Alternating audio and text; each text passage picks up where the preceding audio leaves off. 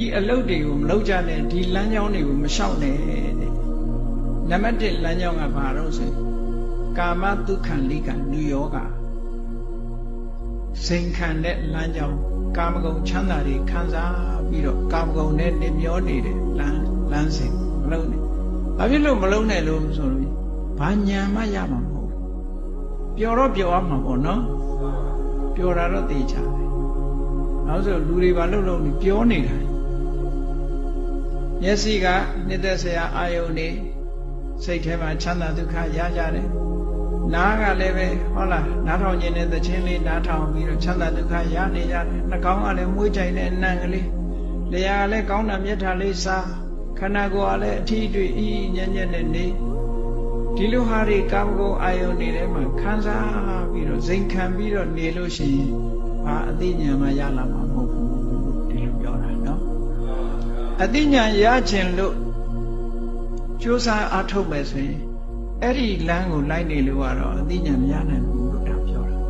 ဆိုလိုရင်းကအသိဉာဏ်မရနိုင်တာကိုပြောတာနော်အသိဉာဏ်မရနိုင်တဲ့လမ်းစဉ်ပဲဒီထဲမှာဒိဋ္ဌဓမ္မနိဗ္ဗာန်ဝါဒသမားတွေကဆိုသေးတယ်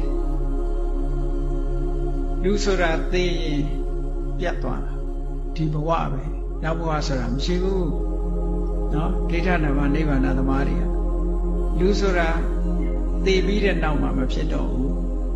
အဲ့တော့အခုဖြစ်နေတဲ့ဘဝလေးမှာပျော်ပျော်နေကာမဂုဏ်အာယုန်ခံစားဝဝလင်းလင်းခံစားနော်နောက်တိုင်းကလူတွေပြောလို့ရှိတဲ့စကား life is too short enjoy yourself အဲ့ဒီစကားကိုတွင်တွင်ပြောတယ်သူ life is too short ဒီဘဝဆိုတာတူတူလေးပဲ enjoy yourself ပျော်ပျော်နေနောက်ဘဝဆိုတာမရှိဘူးတဲ့ဒီဘဝမှာပျော်သလိုနေနော်ပျော်သလိုနေနောက်ဘဝကိုမစင်စားနဲ့လို့ဆိုတဲ့ပုဂ္ဂိုလ်တွေကကာမတုခံလိကနုယောဂအကျင့်ကိုကျင့်တာပဲကာမတုခံလိကနုယောဂဆိုတာကာမဂုဏ်အာယုန်တွေထဲမှာချမ်းသာဒုက္ခခံစားနေသေးသမျှကာလပတ်လုံးအသိဉာဏ်ဘယ်တော့မှမပေါ်ပေါက်နိုင်ဘူးဒါပြောတာဘာဖြစ်လို့လဲဆိုကြည့်လေကာမိသန္တာဆိုတာကိုဘုရားနိဝရဏလို့ခေါ်ထားတာလေကာမဂုဏ်အာယုန်တွေပေါ်မှာတက်မဲ့နေတဲ့တဏှာဆန္ဒရှိနေသေးသမျှကာလပတ်လုံးပညာယဒုပ္ပတိကရဏအသိပညာတွေအပြော့သွားအစက္ခုကရဏဉာဏ်မျက်စိဘယ်တော့မှမပေါ်ဘူးအဉာဏကရဏဉာဏ်ကိုမဖြစ်စေနိုင်ဘူးတဲ့ဒါကြောင့်မို့အသိဉာဏ်ကိုရဖို့ရတဲ့ဒါအဆုတ်အပိတ်ကြီးတစ်ခုဒါကြောင့်မို့အဲ့ဒီလမ်းကြောင်းကိုမလျှောက်နဲ့အဲ့ဒီအလုပ်ကိုမလုပ်နဲ့လို့ပြောတာကာမေတုကာမတုခံလိကနုယောဂောကာမဂုဏ်အာယုန်တွေနဲ့ပတ်သက်ပြီးတော့ချမ်းသာဒုက္ခခံစားနေမယ်ဆိုလို့ရှိရင်ဘလို့မှအသိဉာဏ်ရလာမှာမဟုတ်ဘူးဆိုပြီးတော့အပြစ်၅မျိုးကိုလည်းထောက်ပြထားတယ်ဗျာဟိနောတဲ့ဒီကိစ္စတွေကအမတန်အောက်တန်းကြပါတယ်ကာမဂုဏ်အာယုန်ခံစားတဲ့ဟာအမတန်အောက်တန်းကြတယ်ဘာဖြစ်လို့တော့စဉ်းစားကြည့်လေတိရစ္ဆာန်တွေလည်းပဲခံစားကြတာပဲလေ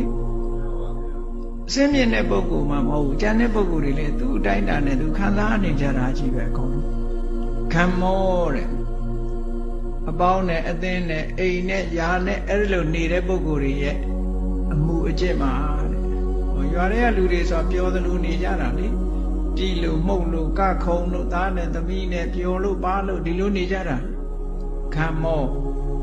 ပောထုစနိကောအများစုကြိုက်တဲ့ကိစ္စတစ်ခုပဲဟုတ်တာပေါ့majority ကဒါပဲเนาะပြောစရာဆိုတာအမျိုးမျိုးရှာကြတဲ့လူတွေကဘောလုံးမွဲကြည့်ပြီးပြောတဲ့လူကလည်းရှိတာပဲအစုံပဲပေါ့เนาะဟိုအာဖရိကတော်ရန်ကြီးတွေသွားပြီးတော့ပြောတဲ့လူကလည်းရှိတာပဲဧဝရတောင်တက်ပြီးတော့ပြောတဲ့ပုဂ္ဂိုလ်ကလည်းရှိတာစိတ်ပျော်ရာကိုလူတွေကလုံနေကြတာပဲလေစိတ်ပျော်ရာကိုလုံတာအဲ့ဒါတွေအားလုံးဟာကာမတုခံလိခံနုယောဂပဲပေါ့ကိုပြောတာကိုရွေးချယ်ပြီးတော့လုံတယ်ဓမ္မနဲ့မပတ်သက်တာပောထုစနိကောအနရိယောတဲ့အရိယာဖြစ်အောင်ဘယ်လိုမှမစွမ်းဆောင်နိုင်ဘူးအဲ့ဒီအကျင့်ကြီးကအနတ္ထတန်ဟိတောဟောအသိဉာဏ်တူကိုရခြင်းဆိုတာနဲ့ဘာမှမပတ်သက်ဘူးတဲ့ဘာအသိဉာဏ်မှထွက်လာမှာမဟုတ်ဘူး လောကီအသိဉာဏ်ကိုပြောတာမဟုတ်ဘူးဓမ္မအသိဉာဏ်ကိုရမှာမဟုတ်ဘူးလို့ပြောတာနော်ဒါကြောင့်မို့လို့ဒီအကျင့်ကိုမကျင့်နဲ့တဲ့ဟောနောက်တစ်ခုကျတော့အတ္တကိလမထာနုယောဂကာမဂုဏ်အာယုန်တွေကိုဖယ်ရှားပြီးတော့ခန္ဓာကိုယ်ကြီးကိုညှင်းဆဲပြီးတော့အသိဉာဏ်ရအောင်ကြိုးစားတဲ့ပုဂ္ဂိုလ်တွေကတစ်ပိုင်းရှိသေးတယ်အတ္တကိလမထာခန္ဓာကိုယ်ပင်မအောင်လုပ်တယ်ပင်မလိုက်တာနဲ့တပြိုင်နက်လူတွေမှာတအားပင်မလာပြီဆိုလို့ရှိရင်ပျော်ခြင်းပါးခြင်းတဲ့စိတ်ကကုံသွားတယ်မဟုတ်လားအေးသိပင်မနေလို့ရှိရင်ဘလောက်ကောင်းတဲ့ရုပ်ရှင်ပြနေနေအိတ်တော့လားနော်ပင်မနေပြီဆိုလို့ရှိရင်အဲ့ဒါလို့ပင်မခံလိုက်လို့ဒီစိတ်တွေကုံသွားတာကိုပဲသူကကိလေသာကုံနေထင်းနေတာထင်းနေသည့်အတွက်ကြောင့်ခန္ဓာကိုယ်ပင်မအောင်မျိုးမျိုးချင်းချင်းကြိုးကိုအားထုတ်တယ်ခန္ဓာကိုယ်နှိပ်စက်တယ်အဲ့ဒါလို့နှိပ်စက်ခြင်းဖြင့်လည်းပဲအသိဉာဏ်တူရလာမှာမဟုတ်ဘူးမလို့အဖက်နဲ့အပင်မခံเสียမလို့လို့ရတယ်အဲ့ဒါကိုအပြစ်ကို၃ချက်နဲ့ထောက်ပြထားတယ်ဒုက္ခတကယ်ကိုဒုက္ခဖြစ်တဲ့အလုပ်ကြီးပဲအနာရိယောအရိယာဖြစ်ကိုလည်းမပေးနိုင်ဘူးအနတ္ထတဟိတောထူးခြားတဲ့အသိဉာဏ်ဆိုတဲ့အကျိုးကျေးဇူးနဲ့လည်းဘာမှမပတ်သက်ဘူးမရနိုင်ဘူးဟောဉာဏ်ထူးခြားတဲ့အသိဉာဏ်ကိုမပေးနိုင်လို့ဒီလမ်းကြောင်းနှစ်ကြောင်းကိုရှောင်နေလို့ပြောတာနော်